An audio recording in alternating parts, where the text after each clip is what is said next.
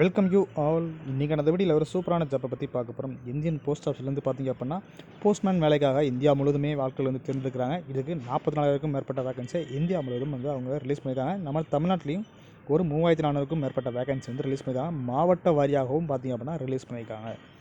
அது எப்படி என்ன போஸ்டிங் அப்படின்னா பிரான்ச் போஸ்ட் மாஸ்டருக்கும் அசிஸ்டன்ட் பிரான்ச்சில் உள்ள போஸ்ட் மாஸ்டருக்கும் பார்த்திங்க அப்படின்னா இந்த போஸ்டிங்ஸ் வந்து அறிவிச்சிருக்காங்க. இதுக்கு இன்னும் நீங்கள் ஆகஸ்ட் 5 வரைக்கும் ஆன்லைன் மூலியமாகவே அப்ளை பண்ணிக்கலாம். 40 வயசு வரைக்கும் பார்த்திங்க அப்படின்னா அப்ளை பண்ணிக்கலாம்.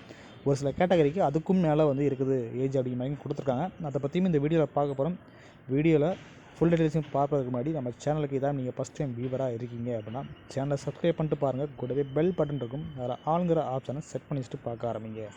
அப்படின்னா தான் நம்ம போகிற ஒவ்வொரு வீடியோவும் உங்களுக்கு நோட்டிஃபிகேஷனில் வந்து கொண்டே இருக்கும். இந்த போஸ்டிங்ஸை டிபார்ட்மெண்ட் ஆஃப் போஸ்ட்னு சொல்லக்கூடிய துறை வந்து அறிவிச்சிருக்காங்க. ஜூலை 12ஆம் தேதி ரிலீஸ் பண்ணியிருக்காங்க. இது ஒரு நிரந்தரமான ஜாப் தான். இதுக்கான அப்ளை பண்ணுறதுக்கான லிங்க்கும் கொடுத்துருக்காங்க. இந்தியன் போஸ்ட் gdsonline.gov.in அந்த வெப்சைட் மூலியமாகவும் நீங்கள் அப்ளை பண்ணிக்கலாம். இந்த ரிஜிஸ்ட்ரேஷன் பண்ணும்போது வந்து ஏதாவது தவறுதலாக நீங்கள் அப்ளை பண்ணிட்டீங்க அப்படின்னாலும் கரெக்ஷன் பண்ணுறதுக்கான டேட்டுமே வந்து கொடுத்துருக்காங்க. இப்போ அப்ளை பண்ணுறதுக்கான டேட்டை வந்து ஆகஸ்ட் 5 கொடுத்துருந்தாங்க. அதுக்கப்புறம் மறுநாளே வந்து ஆகஸ்ட் 6 வந்து ஐடியும் எடிட் பண்ணுறதுக்கான விண்டோஸ் மட்டும் ஓப்பன் பண்ணுறாங்க. அன்றைக்கி தேதியிலேருந்து இன்னும் 3 நாட்கள் எடுத்து ஒரு 8ஆம் தேதி வரைக்கும், ஆகஸ்ட் 8ஆம் தேதி வரைக்கும் நீங்கள் ஆன்லைனில் ஏதாவது தவறுதலாக நீங்கள் அப்ளை பண்ணியிருந்தீங்க அப்படின்னா திருப்பி வந்து எடிட் பண்ணிக்கலாம். இருந்தாலும் நீங்கள் இந்த டைம்லேயே அப்ளை பண்ணும்போது மேக்ஸிமம் கரெக்டாகவே அப்ளை பண்ணிக்கோங்க. இதுக்கான சேலரி லெவலாக பார்க்கும்போது பிரான்ச் போஸ்ட் மாஸ்டருக்கு 12,000 சேலரி கொடுக்குறாங்க. அசிஸ்டன்ட் பிரான்ச் போஸ்ட் மாஸ்டருக்கு 10,000 சேலரி கொடுக்குறாங்க. இது நார்மலாக நீங்கள் ஸ்டார்டிங் சேலரியாக தான் இருக்கும். இதுவே வந்து இயர்லி ஒன்ஸ் வந்து ஒரு 3% வந்து இன்க்ரீஸ் பண்ணுவாங்க சேலரியை பொறுத்த வரைக்கும். அது போக அதர் அலவன்ஸ் ஒன்று இருக்குது.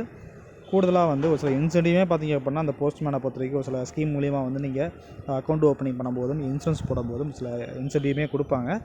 அது போக இது ஒரு பெர்மனன்ட் ஜாப்னால பார்த்தீங்க அப்படின்னா பென்ஷன் ஸ்கீம் இப்போ புதுசாக வந்து ஓப்பன் பண்ணதில் அது உங்களுக்கு ஒரு அக்கௌண்ட்டும் ஓப்பன் பண்ணிடுவாங்க. நீங்கள் ரிலீவிங் ஆனதுக்கப்புறம் பார்த்தீங்க அப்படின்னா உங்களுக்கு பென்ஷன் வந்துருக்கும். இது ஒரு நல்ல ஜாப்னே சொல்லலாம். அதுபோக டிபார்ட்மெண்ட் எக்ஸாமும் இருக்கும்.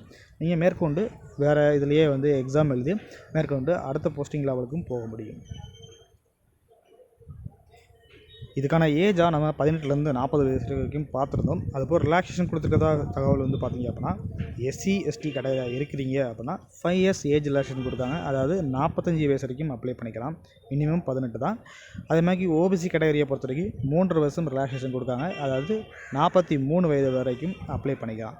இந்த OBCயை பொறுத்த வரைக்கும் யாரெல்லாம் நம்ம தமிழ்நாட்டில் இருப்பீங்க அப்படின்னா BC முஸ்லீம்ஸ், MBC DNC DNTன்னு சொல்லக்கூடிய DT அப்படிங்கிற சொல்லக்கூடிய இந்த கேட்டகரியில் அனைவருமே பார்த்தீங்கன்னா OBC தான். இதுக்கு நீங்கள் OBC கேட்டகரியில் நீங்கள் வரணும், இந்த ரிசர்வேஷன் அடிப்படையில் நீங்கள் வரணும், ஏஜ் ரிலாக்ஸேஷன் நீங்கள் பயன்படுத்தணும், 40 நிமிஷத்தில் அப்ளை பண்ணணும் அப்படின்னு நினச்சிங்க அப்படின்னா OBCங்கிற சர்டிஃபிகேட்டை இசேவை மூலியமாகவோ இல்லை நீங்கள் சிட்டிசன் லாகின்லாம் இசேவின் தனியாக ஓப்பன் பண்ணி அது மூலியமாக அப்ளை பண்ணி இந்த OBCங்கிற சர்டிஃபிகேட்டை வேலிடிட்டியாக நீங்கள் வச்சுக்கிட்டீங்க அப்படின்னா தான் நல்லது. இந்த OBCங்கிற சர்டிஃபிகேட் பார்த்திங்க அப்படின்னா மினிமம் வந்து ஒரு ஃபினான்ஷியல் இயர் வரைக்கும் ஒரு 1 இயர் வந்து வேலிடிட்டி டேட் கொடுப்பாங்க. அதனால் நீங்கள் அதை அப்ளை பண்ணி ரெடியாக வச்சுருந்தீங்க அப்படின்னா நீங்கள் தாராளமாக இந்த போஸ்ட் ஆஃபீஸ் எக்ஸாமுக்கு அப்ளை பண்ணுங்கள். அப்படி இல்லை அப்படின்னா அதை ரெடி பண்ணிட்டு அப்ளை பண்ணுங்கள். அது மேக்ஸிமம் எப்பயும் நல்லதுன்னே சொல்லலாம். அது மாதிரி எஜுகேஷன் குவாலிஃபிகேஷன் சொல்லி எடுத்துக்கிட்டீங்க அப்படின்னா மினிமம் 10th தான் கொடுத்துருக்காங்க. இந்த 10th மேக்ஸு இங்கிலீஷுங்கிற சப்ஜெக்ட் இந்த 2 சப்ஜெக்ட் இருந்தாலே நீங்கள் அப்ளை பண்ணிக்கலாம். மேக்ஸிமம் நம்ம தமிழ்நாட்டை பொறுத்த வரைக்கும் எல்லா இதுலையுமே பார்த்திங்க அப்படின்னா அந்த சப்ஜெக்ட் இருக்கும். அதை தவிர்த்து பார்த்திங்கன்னா ஒரு சில எக்ஸ்ட்ரா குவாலிஃபிகேஷன் கேட்டிருக்காங்க. அதர் குவாலிஃபிகேஷனை பற்றி ஒரு பேசிக் கம்ப்யூட்டர் நாலேஜ் தெரிஞ்சிருக்கணும் அப்படின்னு கொடுத்துருக்காங்க. அதுபோக வந்து சைக்கிளிங் தெரிஞ்சுக்கணும், அது நல்லா பொருளாதாரம் இருக்கணும் அப்படிங்கிற மாதிரி கொடுத்துருக்காங்க. இது எல்லாமே பார்த்திங்க அப்படின்னா இருந்துச்சுன்னா தாராளமாக அப்ளை பண்ணலாம். கம்ப்யூட்டர் நாலேஜ் எதுக்காக பார்த்திங்க அப்படின்னா ஒரு சில என்ட்ரிஸ் நீங்களே வந்து போஸ்ட்மேனால் நீங்கள் டெலிவரி பண்ணதை வந்து டேட்டா என்ட்ரி நீங்களே வந்து உள்ளே பண்ணிக்கிற மாதிரி இருக்கணும். அதனால் பேசிக் நாலேஜ் கொடுத்துருப்பாங்க. அதுபோல் சைக்கிளிங்கை பொறுத்த வரைக்கும் ஒரு போஸ்ட்மேனுங்கிறவ டெலிவரி பண்ணுறதுக்கு கண்டிப்பாக முதல்ல சைக்கிளிங் தெரிஞ்சிருக்கணும் அப்படின்னால அந்த நாலேஜ் கொடுத்துருக்காங்க. பொருளாதாரம் வந்து ஓரளவு இருந்தாலே போதுமானது அப்படிங்கிறதையும் கொடுத்துருக்காங்க. சேம் அதே மாதிரி அப்ளிகேஷன் பண்ணும்போது ஒரு சில டாக்குமெண்ட் அப்லோட் பண்ணணும். அதில் நம்மளோட ஃபோட்டோவை அப்லோட் பண்ணணும், சிக்னேச்சரையும் அப்லோட் பண்ணணும்.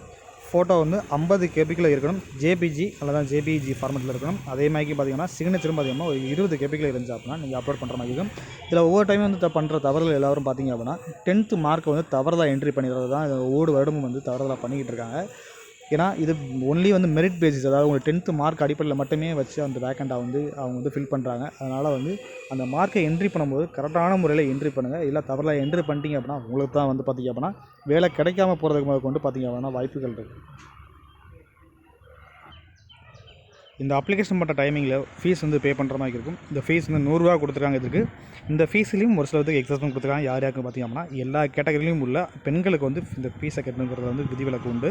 நீங்கள் கட்டணும் அவசியம் கிடையாது. அதேமாதிரி எஸ்சி எஸ்டி கேண்டிடேட்டாக இருக்கிறீங்க, மாற்றுத்திறனாளியாக இருக்கிறீங்க, ட்ரான்ஸ் உமனாக இருக்கிறீங்க அப்படின்னா உங்களுக்கு வந்து இந்த ஃபீஸ் வந்து பே பண்ணணும் அவசியம் கிடையாது. நீங்கள் ஃப்ரீ ஆஃப் காஸ்ட்லேயே நீங்கள் அப்ளிகேஷனை பண்ணிக்கலாம்.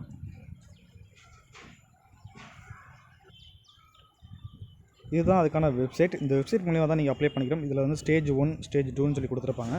ஸ்டேஜ் 1ல் ரெஜிஸ்ட்ரேஷன் இருக்கும். இந்த ரெஜிஸ்ட்ரேஷனை நீங்கள் கிளிக் பண்ணி ஃபஸ்ட்டு உங்களோட பர்சனல் டீட்டெயில்ஸை கொடுத்து உங்களோட மொபைல் நம்பர், இமெயில் ஐடி ஏதாவது கேட்குது அப்படின்னா அதை கொடுத்து நீங்கள் அதில் ஓடிபி வரும், அதை என்டர் பண்ணிட்டு நீங்கள் ரெஜிஸ்ட்ரேஷன் பண்ணி வச்சுக்கோங்க. அது மூலிமா உங்களுக்கு ஒரு ரெஜிஸ்ட்ரேஷன் நம்பரு, ஐடி, பாஸ்வேர்டு அப்படிங்கிற மாதிரி கிடைக்கும். அதை வச்சுக்கிட்டு ஸ்டேஜ் 2ல் உள்ள அப்ளை ஆன்லைன் அப்படிங்கிற பட்டனை கிளிக் பண்ணுங்கள். கிளிக் பண்ணிவிட்டு அது மூலிமா ரெஜிஸ்ட்ரேஷன் கொடுத்த நம்பரை நீங்கள் என்டர் பண்ணீங்க அப்படின்னா நெக்ஸ்ட் ஸ்டேஜ் வந்து போகும். அதில் உங்களோட மார்க்கு ப்ளஸ் உங்களோட பர்சனல் டீட்டெயில்ஸ், அதாவது ஃபாதர் நேம், மதர் நேம், மற்ற எல்லா டீட்டெயில்ஸுமே கேட்கும். இந்த டீட்டெயில்ஸ்லாம் என்ட்ரு பண்ணிட்டு ஃபீஸ் உள்ளவங்களுக்கு அடுத்ததாக வந்து ஃபீஸ் பேமெண்ட் வந்து கேட்கும். அந்த ஃபீஸை வந்து பே பண்ணணும். ஒருவே வந்து உங்களுக்கு ஃபீஸ் எக்ஸப்ஷன் இருக்குது அப்படின்னா ஃபீஸ் பேமெண்ட் பண்ணணும் அவசியம் முடியாது. ஃபைனலாக உங்களுக்கான அப்ளிகேஷன் வந்து கிடச்சிடும். ஏதாவது வந்து ஃபீஸ் பெய்ட் பண்ணுறதுல ஏதாவது பிரச்சனைகள் இருக்குது அப்படின்னா அதுலேயும் ஃபீஸ் பெய்ட்லேயே வந்து ஸ்டேட்டஸ் பார்க்குறதுக்கும் இந்த வெப்சைட்டில் வந்து கொடுத்துருக்காங்க. அதையும் செக் பண்ணிக்கலாம். ஓகே, நெக்ஸ்ட் வீடியோவில் எப்படி அப்ளை பண்ணுங்கிறது முழு தகவலும் இந்த வீடியோவில் பார்ப்போம். இருந்தாலும் இப்போதைக்கு சீக்கிரமாக அப்ளை பண்ண ஆரம்பிங்க. எல்லாமே ஈஸியாக தான் இருக்கும் அப்ளை பண்ணுறதுக்கு. நெக்ஸ்ட்டு வீடியோவில் ஏதாவது உங்களுக்கு வந்து அப்ளை பண்ணுற சந்தேகங்கள் இருக்குது அப்படின்னா கண்டிப்பான முறையில் கான்டாக்ட் பண்ணுங்கள். கமெண்ட் பாக்ஸில் தெரியப்படுத்தலாம்.